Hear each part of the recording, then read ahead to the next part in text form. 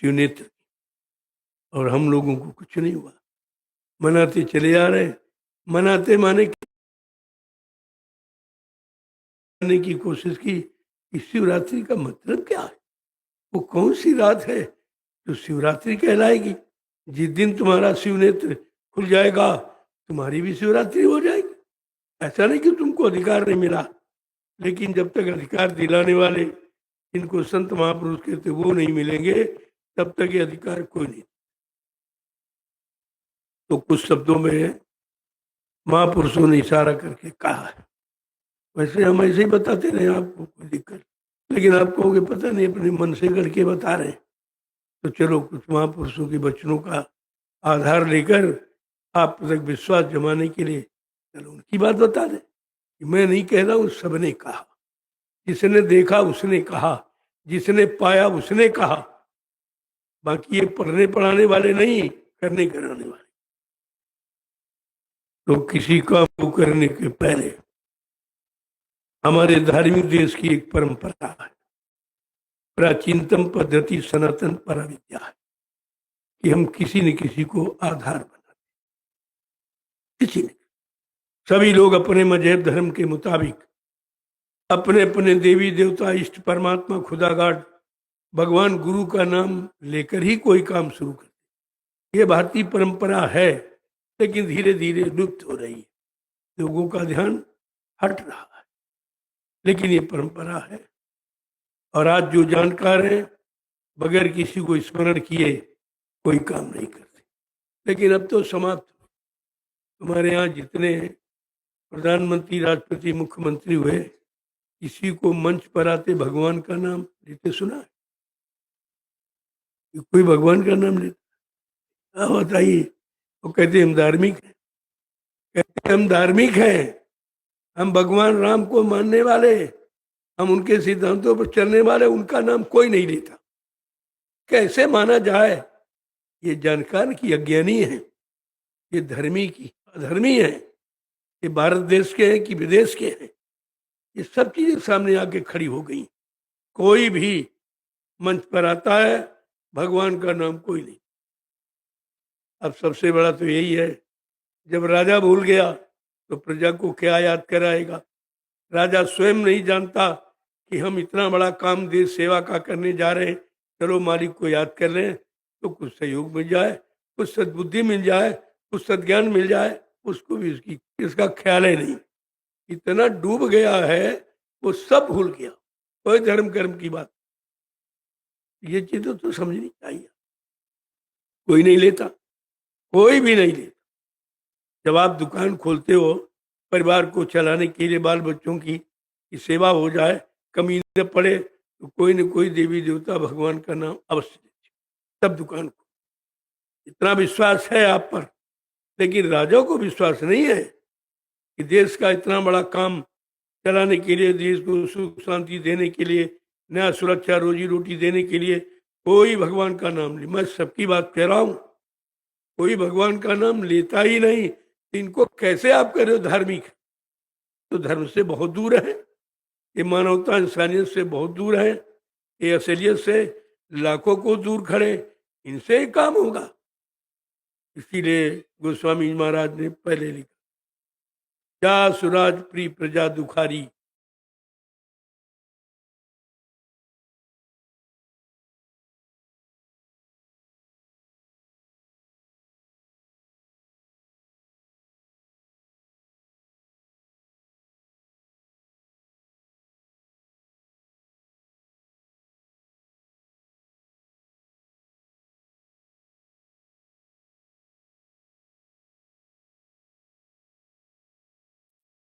सो नृपवस्त नरक अधिकारी, जिसके राज में प्रजा दुखी है वो राजा नरक में जाएगा। क्या इसका डर इनको नहीं है? क्या रामचरितमानस को नहीं पढ़ा? ये राम को मानते हैं, रामचरितमानस को नहीं मानते। जबकि रामचरितमानस ही श्री राम है, या श्री राम ही रामचरितमानस है, एक ही चीज है। लेकिन ये नहीं मानते, इनके अंदर कोई किसी तरह का गुण है। इसलिए उनको कहना पड़ा कि भारत देश का राजा कौन होगा, किसको बनना चाहिए। ये सब बताया गया, लेकिन नहीं, किसी के अंदर वो गुण नहीं, कोई गुण नहीं करेगा। राजा बनने का, सही नेतृत्व करने का कोई भी गुण नहीं है। केवल अपना स्वार्थ, अपना सब कुछ मिल जाए, अपना ही सब, इसके अलावा परमार्थ की भावना से बिल्कुल खारिज है। आज देश के लिए परमार्थी पुरुष की जरूरत है, जो परमार्थ को जानता। परमार्थ माने जो सबका भला और सबका कल्याण और सबको सुख शांति देने वाला हो। पहले राजा प्रजा का पालन करता था, इसके बाद अपने बारे में सोचता, अपने बारे, प्रजा को पुत्रवत पालन करता था।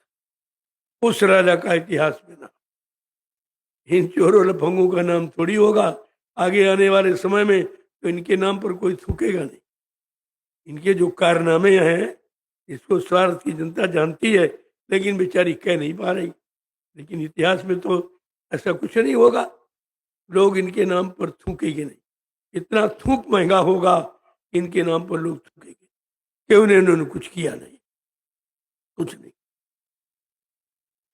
इन बताया तो सब जा रहा। रामचरितमानस तो बराबर सीधा कह रही, सीधा कह, राजनीति बिन धन धर्मा प्रभु समर्पे बिन सत्कर्मा। राजनीति बिना धार्मिक, बिना सच्चे ईमानदार त्यागी तपस्वी चरित्रमान लोगों के नहीं चलाई जा सकती, जरूरत। और जिसने अपना सब कुछ प्रभु के समर्पित कर दिया, ऐसा सेवा भाव रखकर जो प्रजा का पालन करेगा, वो प्रजा का राजा। ये राजा का गुण ये है। ये कहाँ तुम इसकी बात कर, अरे राजा को, उसको मोड़ो, उसके दिमाग को मोड़ो, ऐसी चर्चा। अब तुम निंदा आलोचना बुराई करोगे तो कोई इससे मुड़ने वाला है?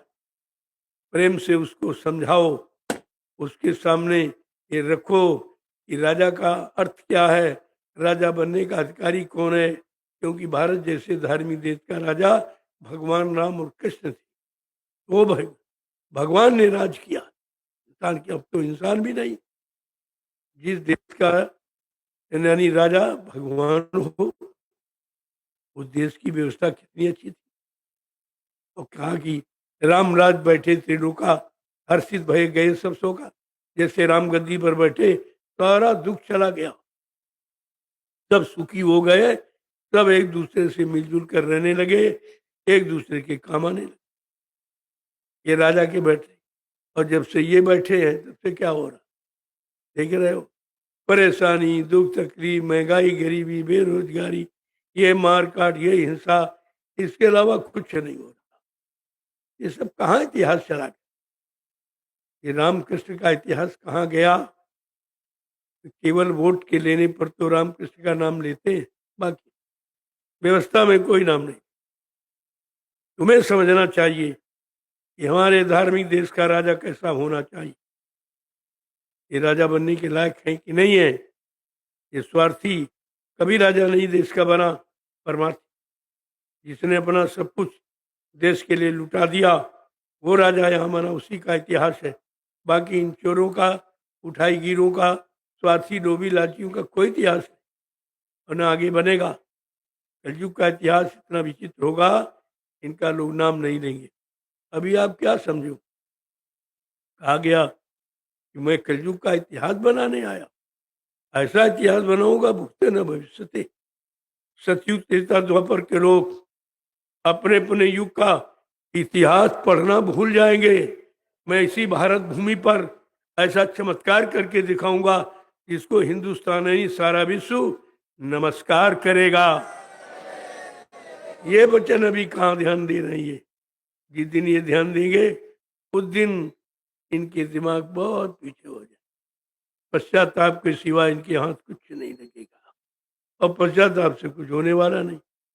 पश्चाताप का मतलब समय के पहले सोच ले, समय के पहले विचार ले, समय के पहले अपना सुधार कर ले।